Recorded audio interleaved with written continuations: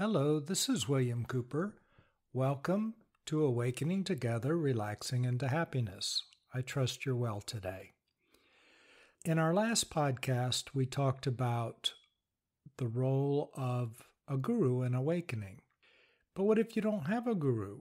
In this podcast, we're going to talk about life as your guru. Life shows you what it is that you need to know in order to awaken, and become one with yourself. How does that work?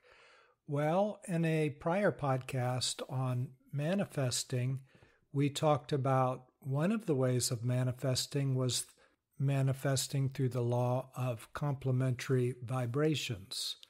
How does that work? Well, like attracts like.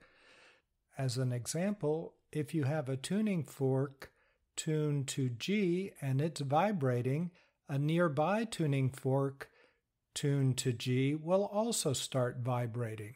Like attracts like. Same in our life. If you have anger, you attract anger. If you have love, you attract love. So, an angry person will manifest and attract a lot of anger in their life. A fearful person will attract and manifest a lot of things that scare them and make them anxious. Hurt person will be abandoned and hurt a lot. Why is that important? Well, awareness is curative, and if you can feel that you're hurting, you can put your attention there and heal it, release it, and that's the path of awakening. Why do we need suffering to awaken? Well, technically we don't, but human nature is we try and avoid things that feel bad. We try to avoid our own inner feelings if they feel bad. We repress them, we dissociate from them, we fantasize about something else, we drink alcohol, we go for a jog, we watch TV. We do whatever we can to avoid them so they stay within our body. Our healthy, natural state before we got separated from ourselves is one of a vibrant, radiant, happy, blissful, peaceful being flowing through an open mind, open emotions, which reflect happiness and love, down through a happy and open body. It's down through this mind, emotional body, down through our physical body that then can happily express and create in the world. Love and give love, feel peaceful, create, paint, build, be an architect, do whatever you want. But it's a very healthy flow. But now generally people are separated from themselves. And when you're separated from yourself, you feel afraid. When you're separated from the most whole and secure place in the universe, your being and all that it comes from, you feel afraid. You also feel angry and you feel abandoned and hurt. So the feelings of separation are hurt, fear, and anger. That's where those feelings come from. We've become so used to them, we think they're just normal emotions that we manage or navigate. But that's not true. It's just that as a culture, we're really separated and everybody feels that way. So that's how we calibrate to normal. How did we get separate? Well, there's many different ways, I suppose, but some of the primary ways might be because of trauma. We are shocked and separated from ourselves through trauma. We've all experienced that. It could be through attachment. We get so attached to somebody else or something else that we forget about ourselves and separate from ourselves. Perhaps you've observed either these or other ways that we separate from ourselves. However we separate from ourselves, here's what happens. As a being, we're radiant, blissful, loving, and peaceful. But now, because our mind is full of fear, hurt, and anger, we are blocked off from ourselves because when you block one thing, you block everything. When you block the hurt, fear, and anger, try to stay away from it, you also block peace, love, and well-being for the most part. Maybe not completely, but for the most part, because you've formed a block, and a block is a block. When things get too intense, we twist off mentally and emotionally, and we form what is called an unconscious mind as well. It's really all one mind, but if we have a category of things that we really don't want to think about, then we dissociate or repress them into a twisted off part of our original mind. Now, when that overflows, it goes into the slowest moving part of our mind, and we'll call that our body, our physical body. That's also a storage tank, so to speak, for disease, unease, feeling stress and tension, all coming from being cut off from ourselves, because happiness, love, and peace, well-being, and bliss don't block us off from ourselves, and they feel good in our body. They're vibrant and radiant, and we emit light and love and well-being, and people can feel it all throughout the house and the rooms that we are in, because we're open and flowing. When we're twisted off and separated from ourselves, we don't have that effect. We're just kind of damped down and twisted and maybe radiating some low-level vibrations like anger and hate and guilt and shame and hurt and so on and so forth. Well, how do we block ourselves off? How do we stop from feeling these effects of separation, hurt, fear, and anger? Well, what we'll do is we'll fantasize, we'll hallucinate thoughts in our minds and create fantasies and get ourselves away from it. It's like watching our own private TV, or we'll fidget, or we'll move, or we'll squirm, or we'll drink, or we'll go for a jog. We'll take our mind off of it, or we'll work incessantly, or watch TV, or you know the drill. That's what we all do in our society. All these things, you can think of other things as well. How do we block our so-called unconscious mind? Well, as I mentioned, we dissociate, we repress, and in our physical body, what do? We drink, we'll take drugs, you can think of other things, but we'll do all sorts of things we can do to take our minds off of our pain. As they say in Buddhism and Hinduism, suffering is what brings you to awakening often. Because our life becomes so unbearable, what choice do we have but to heal? So, life is our guru and complementary vibrations. We have all this hurt, fear, and anger that is creating these blocks, and it's vibrating. And so, as we go through life, we attract people that bother us, we attract situations that bother us, and we start to feel all of this repressed and twisted off stuff that is blocking us. At first, maybe we tried to avoid it, and as I said, go for a jog, watch TV, or do all those other things we do. But eventually it gets to be too much, and we look for a way back. Awareness is curative. So as we sit still, our pain will come to the surface, and as we observe it, connect to it through our being, our awareness, it begins to unravel and melt, and layer after layer untwist.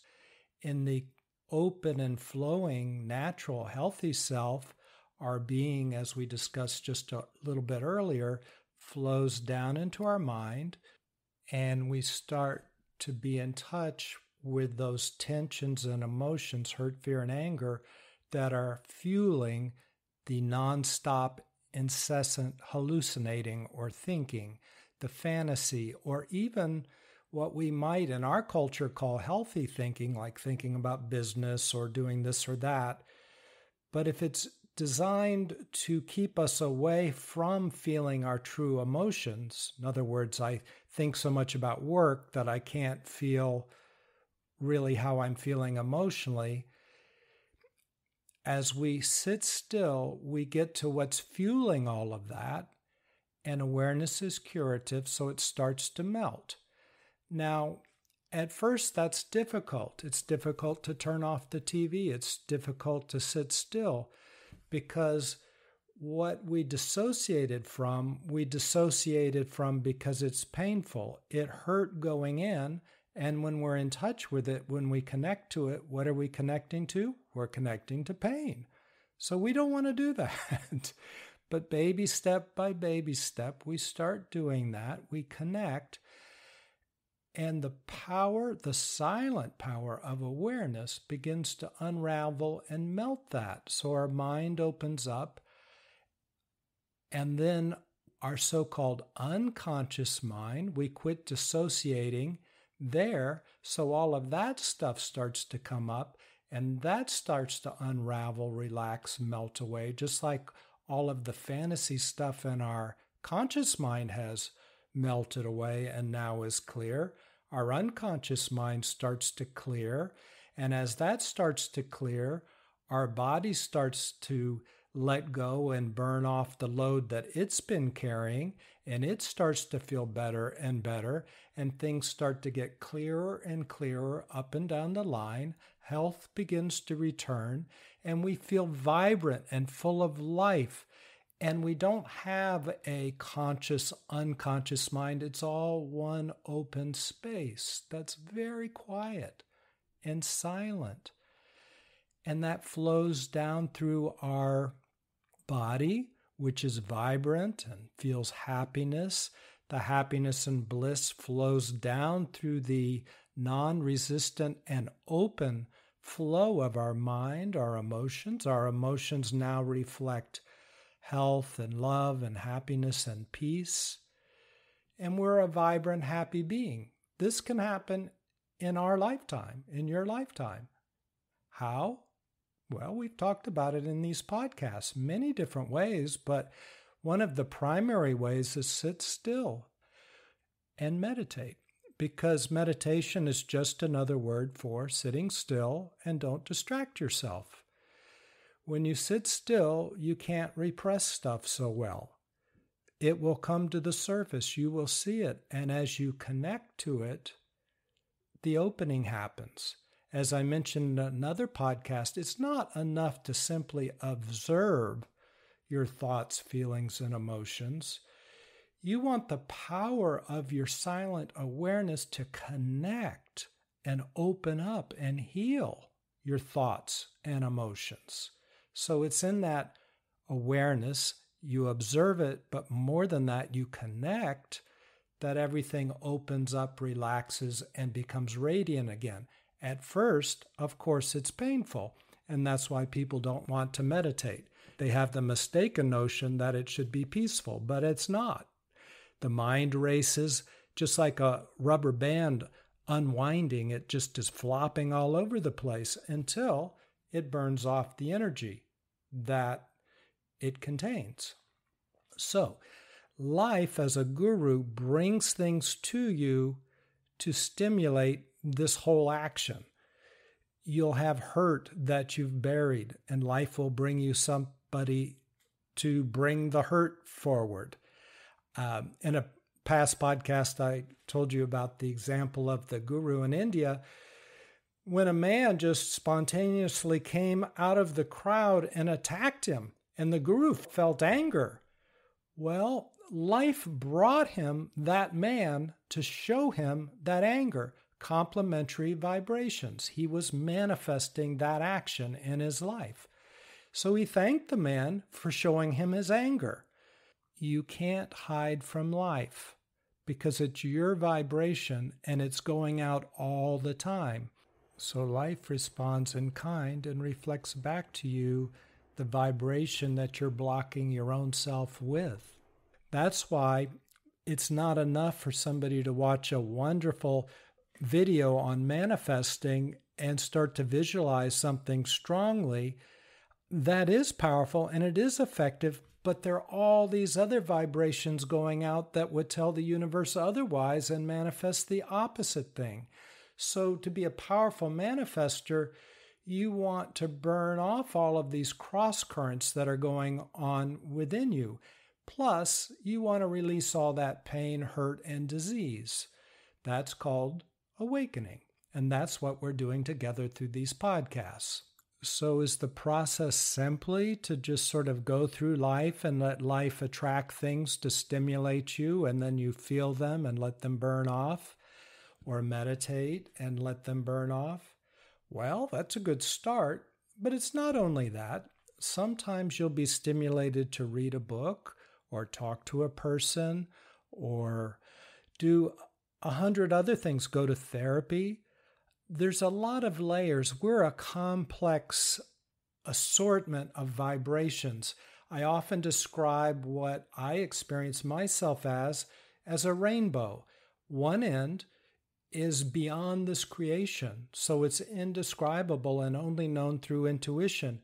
As it comes into this existence, it's a bright light. That's the first sign of creation, bright light. And then sound. That's why monks chant the sound Om. It's primordial sounds. And then it's bliss. And then it's happiness and well-being. And as that condenses and slows down, it turns eventually into atoms and molecules. And then things of existence, dogs, cats, things like that. You experience all of it. That's why in oneness and pure awakening, you are one with everything, because it's all the same material.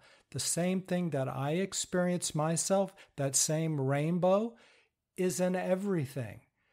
So you resonate with everything happily. But the reason I mention rainbow is each one of those colors is vibrating at a different frequency depending on what's going on there. So sometimes it's best just to read a book. That will work on a certain part of you that needs that. Or perhaps a certain discussion needs to be had. Or listen to a podcast.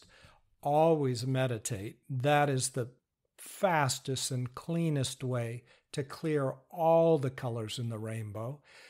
But you also want to be open to your intuition and the flow of life and follow those avenues that you're being guided to. Life is your guru, and it will bring you what you need. In the quote-unquote negative sense, it brought that guru the guy to slap him. In a positive sense, it might bring you a good relationship to help you learn about yourself. Also, remember, in our whole state, in our being, which we are all the time, no matter what's going on or how separated we are from ourselves. Remember, separation is just happening in the mind-body part of the equation. The being is always open and flowing and perfect and healthy. And it's always radiating love, peace, and well-being. It's simply that we're not feeling it as our attention comes to our body, mind, or emotions when we're cut off. But it's always there. You don't have to get it. You're already that. And that's always emanating love, peace, and well-being. So life will also bring you relationships that have love, even when you're severely separated from yourself and you're also emitting hurt, fear, and anger. You might get one of those relationships that's got a lot of love, but also a lot of problems to work out. So you get to cover a lot of the rainbow. Life brings you a richness to move forward. And guess what? If you need an actual human being guru, life will bring it to you. That's also brought to you through the law of complementary vibrations. Life loves you. Life is love, just like your deepest being is love. And life brings you everything you need to be whole and happy. Life loves you and is embracing you. It's true. Well, in our next podcast, let's look at the awakening process again, because I want to make sure, for instance, that you really are tuned into your being, because without that, a person can think they're doing the right thing, but it's just the mind trying to heal the mind. And it took me years to know the difference between my mind and my being because I had been so used to living through my mind and my emotions and my personality, none of which I truly am. So I want to make sure that we're clear there and look at the other facets of awakening. Let's just do a check and make sure everything's in the right place so we don't spend needless decades kind of doing what seems to be the right thing and mimics the right thing, but really isn't. Okay, I look forward to talking to you then, and I wish you a good week. Take care. Bye. Hello, this is William. If you've enjoyed this podcast, please consider sharing it with somebody else. Send them a link. Thanks so much.